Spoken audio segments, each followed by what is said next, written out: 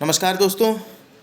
तो वैसे तो हम लोग जो है आज अपने एडिटोरियल में चंद्रयान 3 के बारे में डिस्कशन कर चुके हैं और इसको लॉन्च होना है 14 जुलाई को दोपहर में 2:35 पर श्रीहरिकोटा से इसको लॉन्च किया जाएगा GSLV Mk3 से, जिसको LBM-3 भी बोलते हैं। रॉकेट लॉन्चर है।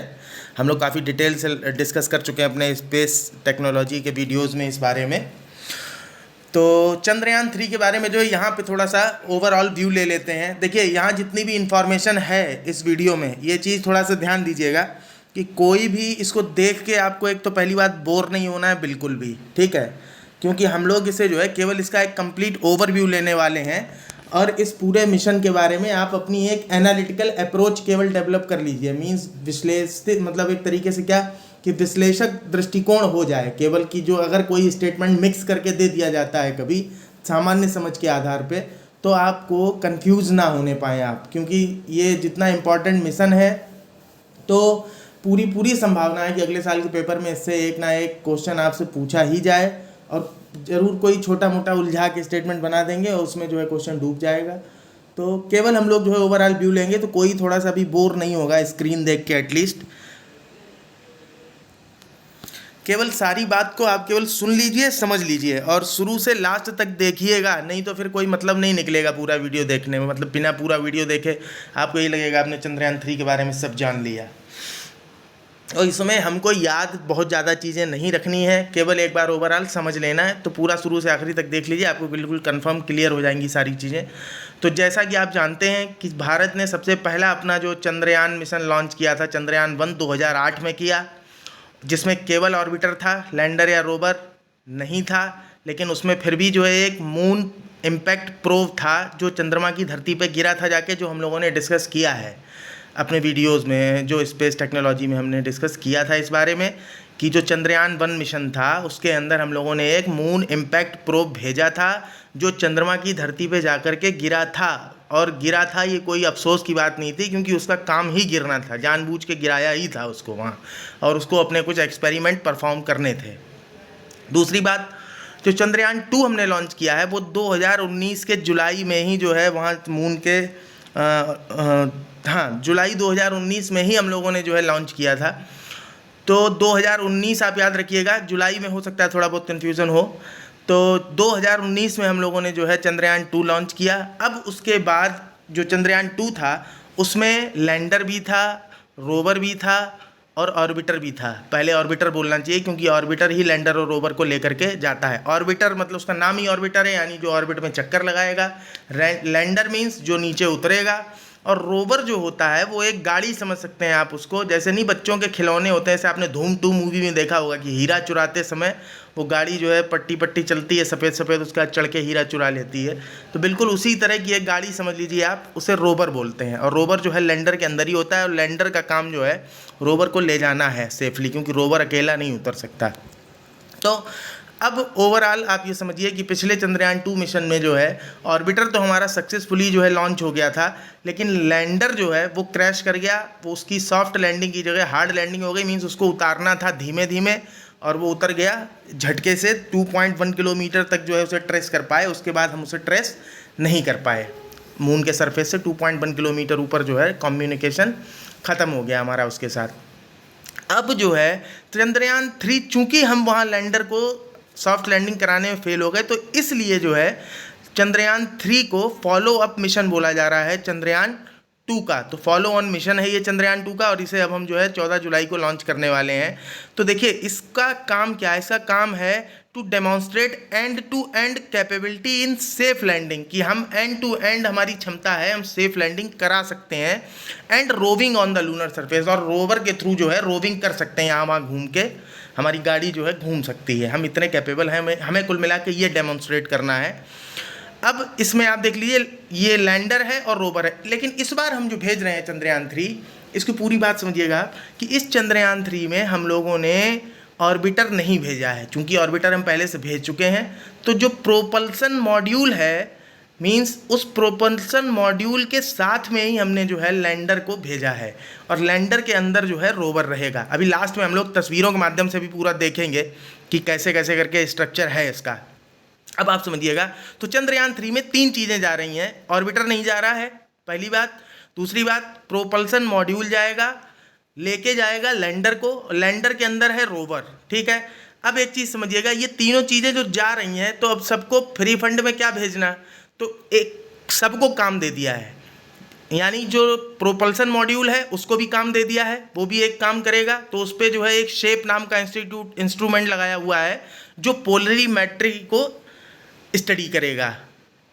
दूसरा जो लैंडर है, लैंडर पर भी हमने जो है 4 पेलोड लगा दिए हैं। अब आप एक चीज़ समझिएगा, पेलोड के बारे में हम फिर से एक बार यहाँ पे बोल देते हैं, पहले भी समझा चुके हैं आप लोगों को कि पेलोड और सैटेलाइट दोनों अलग चीज़ें हैं। आप ऐसे समझिए जैसे बस और बस में सवारियाँ, तो जो सवारियाँ हैं वो पेलोड हैं और जो बस है वो जो है एक तरीके से सैटेलाइट कह सकते हो आप उसको। तो जो प्रोपल्सन मॉड्यूल है उसके ऊपर एक पेलोड है जिसका नाम शेप है। ऐसे ही जो लैंडर है, लैंडर के ऊपर 4 पेलोड हैं, उनको साइंटिफिक पेलोड बोलते हैं, ठीक है। तो 4 पेलोड हैं, वो अपना अपना अलग काम करेंगे। और उसके बाद में जो रोवर है, रोवर के ऊपर भी 2 पेलोड हैं, ठीक है। तो इस तरीके से पूरे मिशन में जो साइंटिफिक पेलोड हैं कितने हो गए, 1 प्रोपल्सन मॉड्यूल के ऊपर, 2 रोवर के ऊपर और 4 लैंडर के ऊपर, टोटल होगा 7। यानी टोटल 7 साइंटिफिक पेलोड जो है हम चंद्रयान 3 मिशन में भेज रहे हैं, जिनमें से 1 प्रोपल्सन मॉड्यूल पर रहेगा, 4 लैंडर पे रहेंगे और 2 रोवर पर रहेंगे, ठीक है। लैंडर का काम उसको ले जाके नीचे उतारना है। अब इस बात को आप समझ लीजिए। तो हमें कुल मिला के इतना समझ लेना है कि प्रोपल्सन मॉड्यूल के ऊपर कौन सा साइंटिफिक पेलोड लगा है, लैंडर के ऊपर कौन से 4 साइंटिफिक पेलोड लगे हैं और उनके काम क्या हैं, और रोवर के ऊपर कौन से 2 पेलोड लगे हैं और उनके काम क्या हैं। ये हमारे समझने की चीज़ है। इसके अलावा आप ये समझ लीजिए कि ये जो लैंडर उतरेगा, वो लैंडर उतरेगा कहाँ। तो जैसे धरती पे हम लोगों ने अक्षांश और देशांतर बनाए हुए हैं, लॉन्गिट्यूड और लैटिट्यूड बनाए हुए हैं, तो वैसे ही चंद्रमा के अगर लॉन्गिट्यूड और लैटिट्यूड की बात करें तो near about 69 degree south latitude, समझिएगा। अगर उसको जो है आप उत्तरी गोलार्ध और दक्षिणी गोलार्ध में बांट दीजिए, सदर्न हेमीस्फीयर नॉर्दर्न हेमीस्फीयर में बांटेंगे, तो सदर्न हेमीस्फीयर के 69 डिग्री लैटिट्यूड पर और near about 30 degree east longitude, ये लोकेशन है जहाँ ये उतरेगा। तो इसलिए इसको कह रहे हैं कि ये सदर्न पोल की तरफ जो है हम लोग एक्सप्लोर करेंगे रोवर के थ्रू, ठीक है। ये ध्यान रखिएगा कि इसलिए सदर्न हेमीस्फीयर में उतर रहा है, 70 डिग्री के आसपास जो है, 70 डिग्री अक्षांश और 30 डिग्री पूर्वी देशांतर पर। अभी एग्जैक्ट देशांतर वो पता चल जाएंगे। लैंडर और रोवर की जो टाइम पीरियड है काम करने का, वो टाइम पीरियड होगा 14 दिन, केवल 14 दिन की उनकी लाइफ टाइम है जो 14 दिन काम करेंगे। बाकी देखिए, हमने आपको पहले ही बताया था कि स्पेस मिशंस में हम जो एक्सपेक्ट करते हैं कभी कभी उससे अलग भी जो है काम कर जाते हैं। जैसे हमने सोचा कि 1 ही साल काम करेगा, लेकिन 7-7 साल तक भी काम कर जाते हैं सैटेलाइट जो भेजे जाते हैं। तो हम ये मान के चलते हैं कि 14 दिन लैंडर और रोवर हमारे काम करेंगे। अब उसके बाद उनकी मर्जी, चाहे जितना काम करें, 1 साल, 2 साल, 4 साल, 6 साल, ठीक है। अब इतने के बाद आप ये समझ लीजिए कि अब हम लोग देखते हैं कि पूरी आप इसकी मैकेनिज्म समझ गए ना। अब देखिए दूसरी चीज़ ये कि जब हम इसको लॉन्च करेंगे तो अभी देखिए नीचे से ऊपर सारे पॉइंट आपको एक बार क्लियर हो जाएंगे। लॉन्च करने के लिए क्या है, हमने जो है आपको बताया था, जैसे मॉम मिशन या इसके पहले जो हमने चंद्रयान अपने लॉन्च किए हैं, तो हम करते क्या हैं कि हाईली इलिप्टिकल ऑर्बिट में, जिसे मोलिया ऑर्बिट भी बोलते हैं, जो लोग कहते हैं कि रशिया ने जो है इस ऑर्बिट को इन्वेंट किया है। इन्वेंट क्या किया, ऑर्बिट तो है ही पहले से, लेकिन पहली बार सैटेलाइट को उन्होंने ही इस तरीके से जो है उसमें डाला होगा। तो उस ऑर्बिट में होता क्या है, हाईली इलिप्टिकल ऑर्बिट में, कि एक छोर पे तो धरती के बहुत पास तक आएगा चंद्रयान 3 जो प्रोपल्सन मॉड्यूल होगा, और उसके बाद में फिर ऊपर जाएगा तो बहुत ऊपर तक जाएगा। तो जिस हाईली इलिप्टिकल ऑर्बिट में इसको डाला जाएगा चंद्रयान 3 को, आप ये समझिए कि जब सबसे पास में होगा धरती के तो 170 किलोमीटर का डिस्टेंस रह जाएगा केवल, और जब सबसे ऊपर होगा तो लगभग 36,500 किलोमीटर ऊपर होगा धरती से। मतलब आप समझ सकते हैं ना कि जो है कितनी हाइट होगी लास्ट टाइम पे जिस समय जिस ऑर्बिट में इसको डाला जाएगा। और जब 36,500 किलोमीटर की हाइट तक ये पहुंच जाएगा तो उस समय इसको जो है हम लोग जो प्रोपल्सन मॉड्यूल है उसको उस ऑर्बिट से निकाल के शिफ्ट कर देंगे लूनर ऑर्बिट के लिए, यानी चंद्रमा की ऑर्बिट के लिए। और ये चंद्रमा की ऑर्बिट में जा कर के वहाँ पे धीरे धीरे से उतर के 100 किलोमीटर की ऑर्बिट में शिफ्ट कर जाएगा।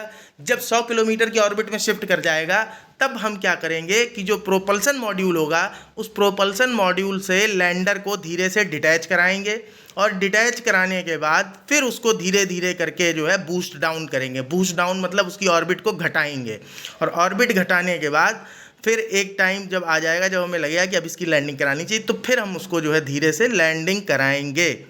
और लैंडिंग कराते समय जो है उसकी वेलोसिटी वर्टिकल, देखिए जब लैंडिंग करेगा तो दोनों तरीके से होगा, हेलीकॉप्टर की तरह नहीं कि ऊपर से नीचे हिलता हिलता हिलता हिलता नीचे उतर जाएगा। तो जिस समय लैंडिंग करता है तो उस समय कुछ मोशन जो है हॉरिजॉन्टल भी करता है और कुछ वर्टिकल भी करता है। उतरना है तो वर्टिकल तो करेगा ही करेगा, तो हॉरिजॉन्टल मोशन भी साथ में रहता है। हालांकि हॉरिजॉन्टल मोशन जो है वो बहुत हल्का सा, बहुत कम रहता है, तो वो भी अभी आगे हम देख लेंगे कि कितना हॉरिजॉन्टल मोशन रहेगा और कितनी वेलोसिटी रहेगी हॉरिजॉन्टली और कितना जो है वर्टिकल वेलोसिटी रहेगी और लास्ट में कहाँ उतरेगा ये हमने आपको बता दिया। जब लास्ट में नीचे उतर जाएगा तो लैंडर में से जो है एक रैंप निकलेगा, रैंप जिसमें नहीं आपने देखा होगा कैट वॉक करते हैं लोग, तो उसी तरीके से रोवर के लिए कैट वॉक करने के लिए एक रैंप खुलेगा। जैसे जो है देखा जब जहाज़ खड़ा होता है आके इसको एयरपोर्ट पे, तो जैसे नहीं लगाते हैं रैंप और लोग नीचे उतर के आते हैं उससे सीढ़ियाँ टाइप की, तो इनका जो है एकदम स्लोप वाला रैंप रहेगा। रोवर अपना वहाँ से निकलेगा और निकलने के बाद फिर वो अपने एक्सपेरिमेंट्स, अपने 2 पेलोड जो अपने साथ ले जा रहा है उनके साथ में अपने पेलोड से एक्सपेरिमेंट करेगा वहाँ के सरफेस पर जो भी उसको करने हैं। तो ये पूरा मामला है चंद्रयान 3 का। ये तो जो है ओवरऑल समझ हो गई इसके बारे में। अब आगे देख लीजिए आप कि सारा मैटर है कैसा, और ये अर्थ की जो हाईली इलिप्टिकल ऑर्बिट है यहाँ तक ले जाने का काम कौन करेगा, तो यहाँ तक ले जाने का काम ये LVM-3 भैया करेंगे जो GSLV Mk3 हैं। GSLV Mk3 के बारे में हम लोग जो है रॉकेट लॉन्चर्स के टाइम पे काफ़ी पढ़ चुके हैं कि इसमें क्रायोजेनिक इंजन यूज किया जाता है। 3rd स्टेज में 3 स्टेज का रॉकेट है और क्रायोजेनिक इंजन जो है उसका नाम है CE-20। जो GSLV Mk2 है उसमें CE-7.5 क्रायोजेनिक इंजन यूज होता है। GSLV Mk1 रॉकेट में हम लोग रशिया के दिए हुए इंजन्स यूज कर रहे थे जिनका नाम था KVD-1। तो जब तक हमने रशिया के दिए हुए इंजन्स यूज किए तब तक हमने उसका नाम रखा GSLV Mk1। जैसे ही हमने अपना जो है सेट कर लिया क्रायोजेनिक इंजन बना के, हमने उसका नाम रख दिया GSLV Mk2। और उसके बाद में फिर जब क्रायोजेनिक इंजन की क्षमता बढ़ा ली हमने तो अब हो गया GSLV Mk3। तो इस समय हम लोग Mk2 और Mk3 को जो है जी भर के यूज करते हैं। Mk3 की सबसे खास बात यह है कि इसने अभी तक जो है 6 सैटेलाइट लॉन्च किए हैं और 6 में से एक भी सैटेलाइट जो लॉन्च है, जो इसकी फ़्लाइट है, एक भी फ़्लाइट जो है वो मतलब अनसक्सेसफुल नहीं रही, फेलियर नहीं रही है। इसने पूरा सक्सेसफुली 6 फ्लाइट कंप्लीट की हैं, अपनी 6 ही फ्लाइट हुई और 6 इसकी सक्सेस ही रही हैं, 6 की 6। अब हम लोग बात करते हैं आगे चंद्रयान 3 के बारे में। तो देखिए जो प्रोपल्सन मॉड्यूल है, प्रोपल्सन मॉड्यूल के ऊपर जो लगा हुआ है पेलोड साइंटिफिक, उसका नाम है SHAPE, spectropolarimetry of habitable planet Earth. ये ध्यान रखिएगा। अब आपको जो है इसमें कहीं ज़्यादा समझने की दिक्कत नहीं है। लैंडर पर जो 4 पेलोड लगे हुए हैं वो पेलोड का नाम है, पहले का नाम है चेस्ट, दूसरे का नाम है इल्सा, तीसरे का नाम है LP और चौथे का नाम अभी देखिए नीचे आपको वो भी मिल जाएगा। तो चेस्ट, इल्सा, LP ये 3 जो है ये पेलोड लगे हुए हैं लैंडर के ऊपर। एक और भी लगा है, 4 हैं इसके ऊपर टोटल। अब उसके बाद रोवर के ऊपर जो 2 पेलोड लगे हुए हैं APXS और दूसरा है लिप्स, यानी APXX मतलब अल्फा पार्टिकल एक्सरे स्पेक्ट्रोमीटर। हम आप लोगों को पहले ही बता चुके हैं कि जो भी स्टडी स्पेस में या दुनिया में कहीं भी की जाती है वो रेडिएशन के थ्रू की जाती है। तो रेडिएशन को स्टडी करने के लिए अलग अलग बैंड का इस्तेमाल किया जाता है और रेडिएशन को इस्तेमाल करने के लिए जो स्पेक्ट्रम हमें स्टडी करना होता है उस स्पेक्ट्रम को हम जो है उस स्पेक्ट्रम का बैंड लगा देते हैं। तो ये जितने भी आपको साइंटिफिक पेलोड दिखेंगे मैक्सिमम जो है किसी न किसी बैंड को ही स्टडी करने वाले हैं। अच्छा, तो यहाँ पे देख लीजिए रोवर में 2 पेलोड हो गए, APXS alpha particle X ray spectrometer और LIBS LIBS laser induced breakdown spectroscope. इसका काम यहाँ छोटा छोटा लिखा है, लास्ट में हम लोग देखेंगे पूरा प्रॉपर काम कि इनके प्रॉपर काम है क्या। चंद्रयान 3 के बारे में देख लीजिए कि इसमें जो है ये जो लैंडर मॉड्यूल है ये टोटली इंडिजिनस है, इसमें कहीं कुछ भी हम लोगों ने बाहर से नहीं मंगू के लगाया है, पूरी तरीके देसी बना हुआ है अपना। प्रोपल्सन मॉड्यूल और रोवर ये हम आपको पूरा बता चुके हैं। ये GSLV Mk3 elliptic parking orbit में देखिए 170 किलोमीटर, 170 इंटू 36,500 किलोमीटर की ऑर्बिट है, यानी जब सबसे पास में होगा अर्थ के तो 170 किलोमीटर का डिस्टेंस होगा, और जब एकदम ऊपर जाएगा, अभी तस्वीर के माध्यम से आपको और अच्छा समझ में आएगा, लास्ट में हम लोग तस्वीर में भी देखेंगे, तो आप 36,500 आप देख रहे होंगे, 36,000 किलोमीटर जियो स्टेशनरी जियो सिंक्रोनस ऑर्बिट की हाइट होती है। तो ये हाईली इलिप्टिकल ऑर्बिट का कमाल आप देख लीजिए कितना कितना ज़्यादा ऊपर तक ले जाता है सैटेलाइट को। हमने बताया था आपको कि जब पोलर रीजन को ऑब्जर्व करना होता है तो पोलर रीजन को ऑब्जर्व कर सकें ज़्यादा देर तक, इसके लिए हाईली इलिप्टिकल ऑर्बिट में सैटेलाइट को डाल दिया जाता है। तो लगभग जो है अपना 2/3 से ज़्यादा टाइम जो है वो ऊपर ही बिताता है, ये नीचे आता है। और चूंकि ग्रेविटी जो है उससे सैटेलाइट की स्पीड घटती बढ़ती है, अगर अर्थ के जितना पास होगा सैटेलाइट की स्पीड उतनी ज़्यादा होगी, तो ये चीज़ तो स्पीड भी गेन करता चला जाता है। अब उसके बाद आप देखिए मिशन क्या है चंद्रयान 3 के। तो मिशन हमारा कुछ नहीं है, हमें एक तो अपना लैंडर जो है सॉफ्टली लैंड करा के दिखाना है, ठीक है। दूसरा हमारा मिशन ऑब्जेक्टिव जो है दूसरा क्या है कि हमारा रोवर हमें घुमा के दिखाना है। दो तो मेन काम यही हो गए, और तीसरा काम क्या है, दोनों लोग अपने अपने पेलोड ले गए हैं, तो ये हमें वहाँ एक्सपेरिमेंट करने, यही 3 काम है। समझ गए, कोई कन्फ्यूजन नहीं होगा, बिल्कुल याद करने की ज़रूरत नहीं है। लैंडर को सेफ उतारना पहला हमारा ऑब्जेक्टिव, दूसरा रोवर को घुमाना दूसरा ऑब्जेक्टिव, तीसरा जो एक्सपेरिमेंट हमें करने वो हम चूंकि हमने पेलोड भेजे हैं तो एक्सपेरिमेंट भी सक्सेसफुली कंडक्ट करना चाहते थे। यही 3 हमारे जो है ऑब्जेक्टिव हैं। उसके बाद आप देखिए जो लैंडर है, लैंडर में अब आप समझिएगा, लैंडर पिछली बार हुआ है फेल, तो लैंडर के सेंसर वगैरह जो है इन्हें पिछली बार कुछ कमज़ोर लगे होंगे, तो इस बार लैंडर में बहुत सारी टेक्नोलॉजीज़ को यूज किया गया है। तो लैंडर के साथ में देखिए क्या क्या टेक्नोलॉजीज यूज की जाती हैं कि लैंडर जो है ये नाप ले कि हम कितने ऊपर हैं, ऊंचाई के हिसाब से अपने फंक्शनिंग को जो है समय समय पर बदलता होगा कि कब हमें अपनी स्पीड बढ़ानी है, कब हमें अपनी स्पीड घटानी है। अब 100 किलोमीटर ऊपर से तो बिल्कुल धीमे धीमे उतरेगा, तब तो उतर कई दिन में उतरेगा, तो कहाँ आके धीमे हो जाना है, कहाँ तेज़ हो जाना है, तो ये ऊंचाई नापने वाला एल्टीमीटर हो गया। ऐसे ही velocimeter, inertial measurement, propulsion system, navigation guidance and control, hazard detection and avoidance की कहीं गलत जगह तो नहीं उतर रहे हैं, खतरनाक जगह तो नहीं उतर रहे हैं, ये भी डिटेक्ट करेगा। लैंडिंग लैग मैकेनिज्म, और टांगे उसकी तो 4 पहिए भी लगे हुए हैं उसमें, ठीक है। तो इतने तरीके की तो टेक्नोलॉजी इस्तेमाल की गई लैंडर में केवल कि सेफली लैंड कर जाए, ठीक है। और जो टेक्नोलॉजीज लैंडर में इस्तेमाल की गई हैं उन टेक्नोलॉजीज़ को पहले ही टेस्ट कर लिया गया है ज़मीन पे भी, और ज़मीन पर टेस्ट करने के लिए जो है 3 टेस्ट किए गए हैं इसके साथ में। तो ये टेस्ट का नाम मत भूल जाइएगा, ये कंफ्यूज कर सकते हैं टेस्ट आपको कभी भी। पहले टेस्ट का नाम है इंटीग्रेटेड कोल्ड टेस्ट। तो ये चीज़ समझिए, कोल्ड टेस्ट मतलब, अब देखिए साइंटिफिकली इसका कोई लॉजिक है कि नहीं है, इसको आप दिमाग में मत रखिएगा, लेकिन याद रखने के लिए आप समझ सकते हैं कि उतरने के बाद के काम जो होंगे वो चीज़ें टेस्ट करने के लिए इंटीग्रेटेड कोल्ड टेस्ट, मान लीजिए कि वहाँ ठंडक में उतरा मान लीजिए, तो जो सेंसर वगैरह है, जो नेविगेशन का काम है वहाँ ठंडक में उतरेगा, तो वो चीज़ें सारी ठीक से काम कर रही हैं कि नहीं, ये हो गया इंटीग्रेटेड कोल्ड टेस्ट। और हॉट टेस्ट क्या, उड़ते समय जो है गर्म रहेगा थोड़ा बहुत, क्योंकि जो है जो भी प्रोपेलेंट होगा, जो ईंधन होगा वो जलेगा तो गर्मी रहेगी, तो उस समय जो चीज़ें यूज होने वाली हैं उनके लिए किया गया इंटीग्रेटेड हॉट टेस्ट। जैसे closed loop performance, closed loop performance का हम आप बता चुके हैं, आपको पहले डिस्कस कर चुके हैं कि जो ऑटोमेटिक सारी गतिविधियां संचालित होती हैं कि कब जो है अपनी स्पीड घटा लेनी है, बढ़ा लेनी है, कब तेज़ हो जाना है, कब ऑर्बिट बूस्ट कर लेनी है, तो ये सारी चीज़ें जो है ये क्लोज्ड लूप परफॉर्मेंस के टेस्ट के अंतर्गत आती हैं। तीसरा टेस्ट आप देख लीजिए, तीसरा टेस्ट क्या है कि lander leg mechanism performance test, कि इसकी टांगें जो है ठीक ठाक काम करेंगी कि नहीं करेंगी। तो इस टेस्ट को परफॉर्म करने के लिए जैसे चंद्रमा की सतह होगी उस तरह की एक नकली सतह बना के उस पर जो है इसकी टांगों को टेस्ट किया गया है, ठीक। अब इसके बाद पर्टिकुलर स्पेसिफिक कुछ चीज़ें देख लेते हैं। मिशन लाइफ लैंडर और रोवर की देख लीजिए, 14 दिन है, मतलब पृथ्वी के 14 दिनों के बराबर है, ओके। मतलब वैसे वहाँ चंद्रमा के हिसाब से देखेंगे तो 1 लूनर डे, केवल 1 दिन, चंद्रमा के हिसाब से केवल 1 दिन है केवल इसकी जो मिशन लाइफ है, बाकी अर्थ के हिसाब से 14 दिन तक जो है ये काम करेगा।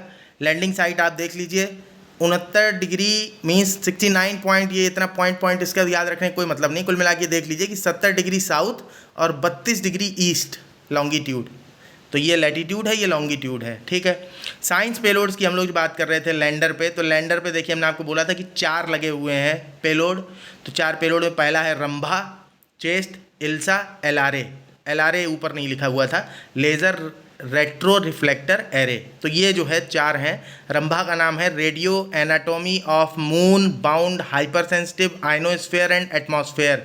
याद करने की ज़रूरत नहीं है, पर फिर भी ध्यान में रहे, कभी मान लीजिए एग्जाम में आपसे फुल फॉर्म वगैरह ही पूछ लें परेशान करने के लिए, कोई मतलब नहीं उसका। Rambha ChaSTE Chandra's surface thermophysical experiment, simple है, ये आप याद भी रख सकते हैं। ILSA instrument for lunar seismic activity, means वहाँ पे सीस्मिक एक्टिविटीज़ होती हैं कि नहीं ये चेक करेगा। और laser retro reflector array LRA, ये 4 पेलोड जो है लैंडर के ऊपर हैं। उसके बाद रोवर के ऊपर जो दो लगे हुए हैं APXS और लिप्स, इसके बारे में ऊपर हम लोग बात कर चुके हैं। अल्फा पार्टिकल एक्सरे स्पेक्ट्रोमीटर और laser induced breakdown spectroscope. Propulsion module पर जो शेप लगा हुआ है spectropolarimetry of habitable planet Earth, ठीक है, अभी इनके काम लास्ट में नीचे दिखाई देंगे। उसके बाद कन्फिगरेशन जो है पूरे चंद्रयान 3 का 2 मॉडल है, प्रोपल्सन मॉड्यूल है, लैंडर मॉड्यूल है। लैंडर के अंदर रोवर रखा हुआ है।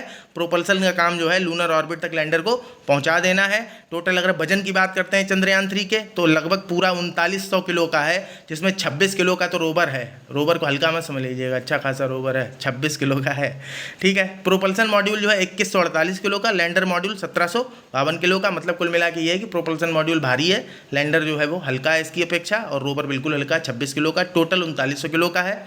और इसीलिए आप देखिए LVM-3 का यूज़ किया जा रहा है। 4000 किलो के मास को पहुंचाने का काम 36,500 मीटर तक की ऊंचाई तक अगर ले जा रहे हैं आप, तो फिर आप समझ जाइए खुद ही। तो पावर जनरेशन यहाँ इसको ये याद नहीं रखना, बस ये ध्यान रखिए कि तीनों की अपनी अपनी अलग एनर्जी जनरेटिंग मैकेनिज्म है। मीन्स रोवर के पास अपना सोलर पैनल होगा, उससे बिजली पैदा करेगा। जो प्रोपल्सन मॉड्यूल है उनके पास अपना है, और लैंडर के पास अपना है। अभी बातचीत कौन किससे करेगा ये भी समझना है हम लोगों को कि कौन किससे बातचीत करेगा। कम्युनिकेशन यहाँ देखिए आ गया।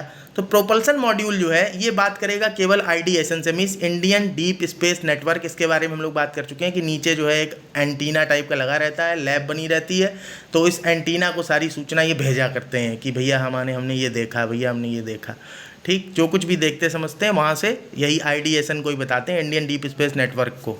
तो प्रोपल्सन मॉड्यूल जो है ये केवल ज़मीन पे लगे एंटीना से बात करेगा, ना लैंडर से बात करेगा, ना रोवर से बात करेगा, ठीक है। और इससे भी कोई बात नहीं करेगा। जब ये किसी से नहीं करेगा तो इससे कौन बात करेगा, ठीक है। तो प्रोपल्सन मॉड्यूल जो है ये अकेले केवल ज़मीन में एंटीना से बात करेगा, यानी IDSN Indian deep space network से बात करेगा। लैंडर जो है ये क्या करेगा, ये एक तो रोवर से बात करेगा। देखिए रोवर का क्या है, रोवर सबसे छोटा है और उसके अंदर इतनी ताकत नहीं है कि वो सबसे बात कर पाए। तो रोवर जो है वो सिर्फ जिसके साथ गया है उसी से बात करेगा, लैंडर को ही अपना सब कुछ बताएगा कि हमने ये किया। और लैंडर क्या करेगा, लैंडर के लिए चूंकि ये रोवर के साथ में नीचे बातचीत हो रही है, रोवर किसी और को कुछ बता नहीं सकता, तो रोवर की सारी इन्फॉर्मेशन बहुत ज़रूरी है।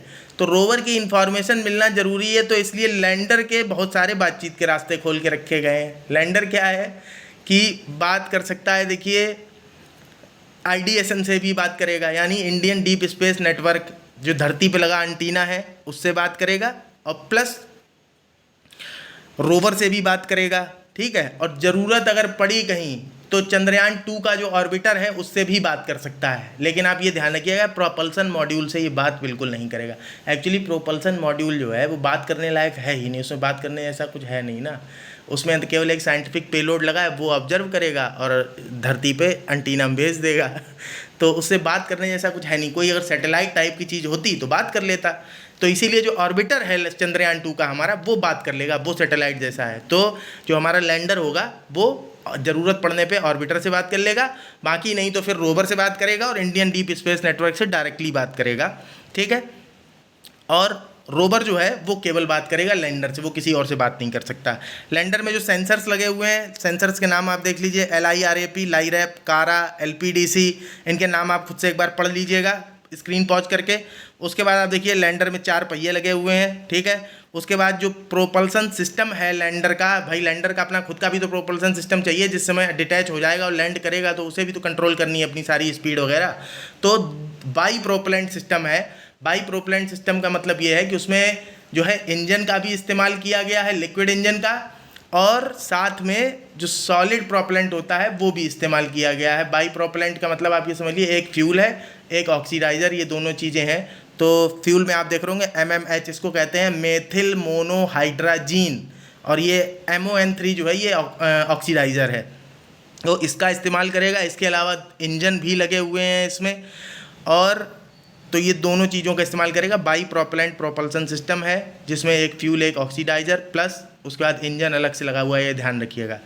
इसके बाद लैंडर मैकेनिज्म में आप देख रहे होंगे तो लैंडर के पास अपनी जो है खुद की टांगें हैं, रोवर रैंप है जिस पे उतरेगा। रोवर रैंप भी दो हैं, एक प्राइमरी है एक सेकेंडरी है। इसके बाद में अपने जो इसके पास पेलोड है इल्सा, रंभा, चेस्ट, LRA वो हो गए, ठीक है। उसके बाद में इसके पास जो है एक्स बैंड एंटीना भी है एक्सरे को स्टडी करने के लिए। उसके बाद आप देखिए जब ये उतरेगा उस समय की स्पीड क्या होगी, तो वर्टिकल वेलोसिटी इसकी जो है 2 मीटर पर सेकंड से कम होगी, और हॉरिजेंटल वेलोसिटी जो है वो 0.5 मीटर पर सेकंड से कम होगी। इसके बराबर भी हो सकती है, इससे ज़्यादा नहीं होगी। इससे ज़्यादा अगर हुई तो फिर भगवान ही मालिक है इसका भी। उसके बाद आप देखिए अब जो है लास्ट में जो भी और ये पेलोड्स लगे हुए हैं इनका काम लास्ट चीज़ है, बस यहाँ पे ख़त्म हो जाएगा सारा मामला। तो जो रंभा लगा हुआ है, ये रंभा अभी इनके नाम ही दे रखे हैं केवल, हाँ तो देखिए एक मिनट, हाँ देख लीजिए। तो रंभा जो है, रंभा के साथ में ये LP है लैंगमुइर प्रोब, ठीक है, to measure the near surface plasma means ions and electrons density and its changes with time, यानी वहाँ पे कैसे आयंस और इलेक्ट्रॉन्स हैं सरफेस से रिलेटेड। उसके बाद जो चेस्ट है इसका काम क्या है, carry out the measurements of thermal properties of lunar surface near polar region, कि पोलर रीजन की जो ज़मीन है उसकी थर्मल प्रॉपर्टीज़ क्या है, कब गर्म होती, कब ठंडी होती, किस किस तरीके के रेडिएशन कर रही है, ठीक है। तीसरा जो इल्सा है, इल्सा का काम ये है कि ये सीस्मिक एक्टिविटीज़ को देखेगा कि लूनर जो क्रस्ट है, जो मेंटल है, वो किस तरीके की है। अब देखिए ये लैंडर के पेलोड हैं, तो जहाँ उतरेगा उसी के आसपास की चीज़ों में कर पाएगा, तो घूम टहल तो रहा नहीं है। दूसरा चौथा लेजर रेट्रो रिफ्लेक्टर एरिया जो है, ये passive experiment to understand the dynamics of moon system. तो डायनेमिक्स ऑफ मून सिस्टम को समझने के लिए जो है ये जो भी करेगा, खड़े खड़े ही करना है इसको, चल फिर तो पाना नहीं है इसको। उसके बाद रोवर के पेलोड जो हैं ये अपना काम करेंगे। रोवर के पेलोड क्या काम करेंगे ये इंपॉर्टेंट, इसको देख लीजिए आप। तो जो लिप्स है लेजर इंड्यूस्ड ब्रेकडाउन स्पेक्ट्रोस्कोप है, qualitative and quantitative elemental analysis, surface में कौन कौन से एलिमेंट्स हैं इसकी एनालिसिस करेगा। To derive the chemical composition and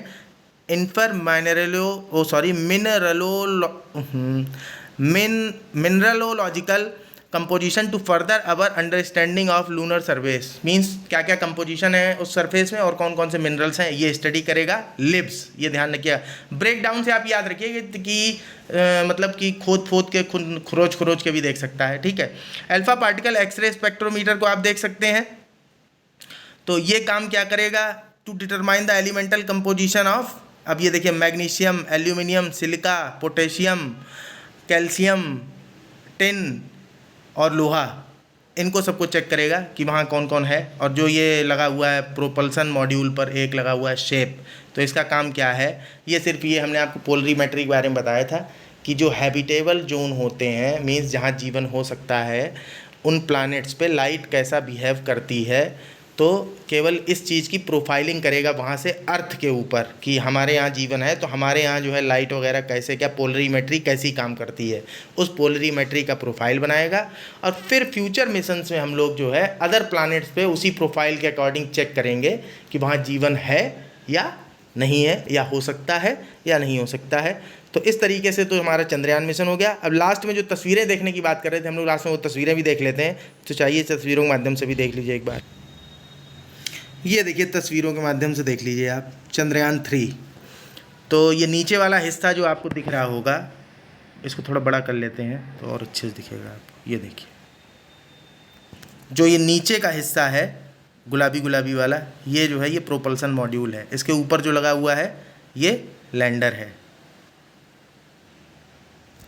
ये देखिए ऑर्बिट का सिस्टम है कि आप देख रहे होंगे, ये नीचे जो दिख रही है इंजेक्शन ऑर्बिट जहाँ लिखा हुआ है ये अर्थ है, और जो वहाँ नीले नीले चक्कर दिख रहे हैं वो मून है, ठीक है।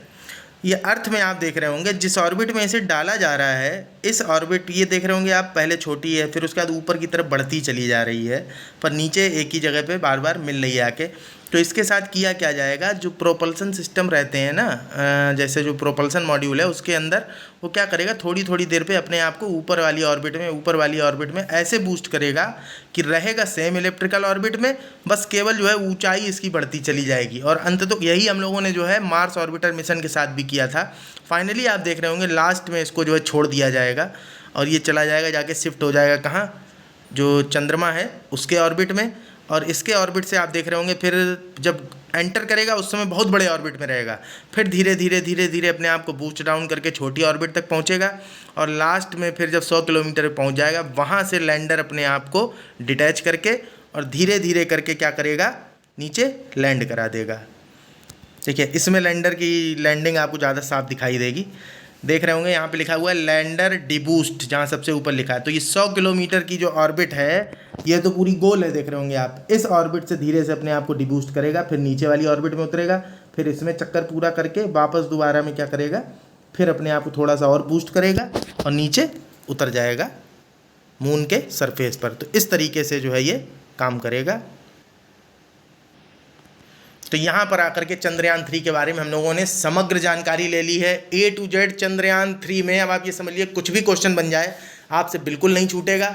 अगर आपको वीडियो पसंद आता है तो आप जो है अपने दोस्तों वगैरह को भी रिकमेंड कर सकते हैं, और आपको अच्छा लगता है तो इसी तरीके के वीडियोस अपडेटेड बने रहने के लिए आप चैनल को सब्सक्राइब भी कर सकते हैं।